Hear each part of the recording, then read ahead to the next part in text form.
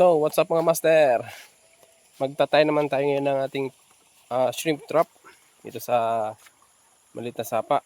Susubukan natin kung meron na at bumalik na yung mga hipon dito, yung mga gangawan. So yun, aking baon, iyan.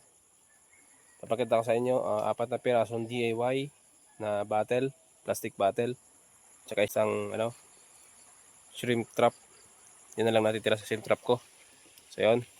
At yung aking pamain, meron ako ditong experiment time ulit. Buko na hindi niluto, tsaka dried fish or tuyo. Yan. Subukan natin kung alin na mas effective sa dalawa. Kung alin ang mas effective. So yun mga master, i-set up ko muna yung ating shrimp trap. Then bukas, malalaman natin kung ating huli. Samahan niya ko. Okay?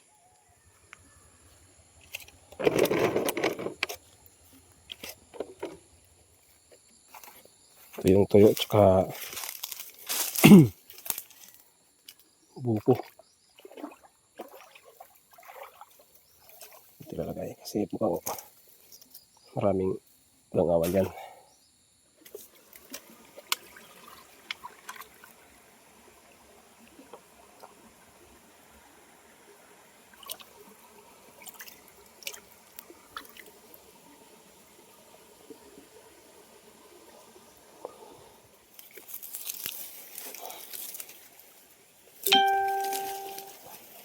Tatapan natin ito. Yun. Yan. May takip na. Ito yung pangatlo. Ito natin sila sinalagay. Baka mayroong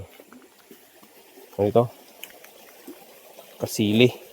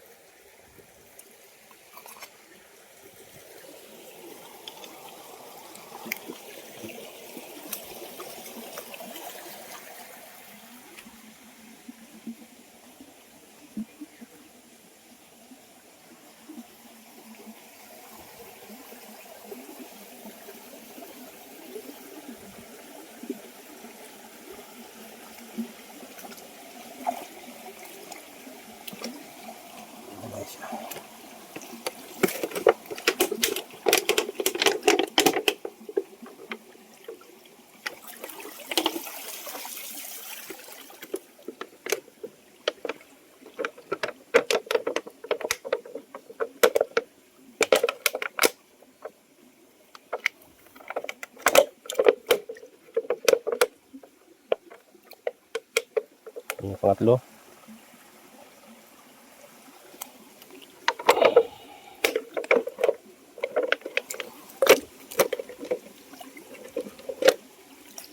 Okay. Dalawa na lang. Ito naman sa baba ibalay.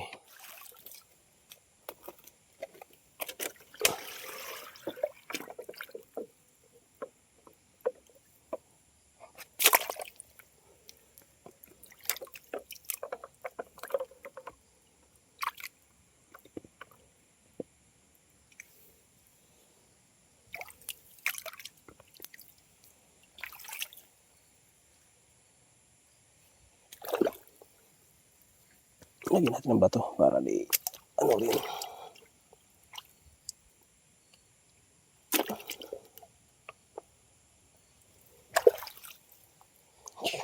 Tatlo.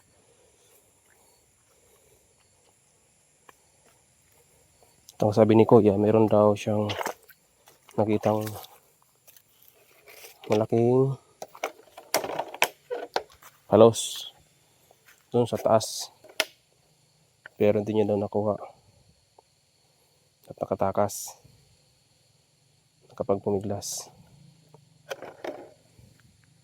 So hoping tayo na makuha natin dito. O doon sa isang shrimp trap natin.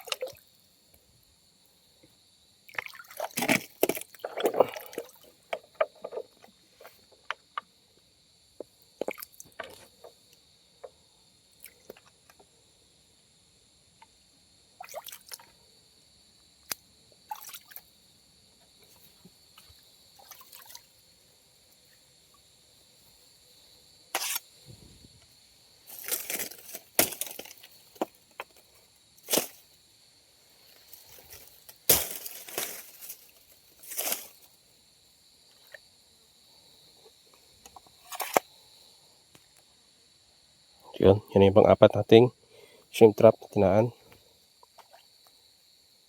So yun mga master, bali na ilatag na natin yung ating apat na shrimp trap. Bali sorry, 5 shrimp trap pala yun. Nilatag na natin. 4 na plastic bottle, isang yung order natin sa Shopee na shrimp trap talaga. So yun, asahan natin bukas kung ano natin maging huli. Yan, expectation versus reality. Sana makahuli parehas yung ating dalawang tinain na bagong discover nating pamain. Yung isa is yung dried fish or tuyo. Yung isa naman, yung ganun pa rin as usual, yung susubukan natin, yung ating buko. Yun, yung ating kopra. Pero hindi ko siya niluto. Nilaw na kopra yon, nilaw na buko. So yun, nalaman natin yung bukas kung natin magiging huli. So sana certain tayo at meron tayong may uwi na pang sahog sa gulay. So ayun nga master, update ko na lang kayo kung ano nating huli. At ako yung magbubuko pa. Manunungkit ako ng buko. So yun, peace out.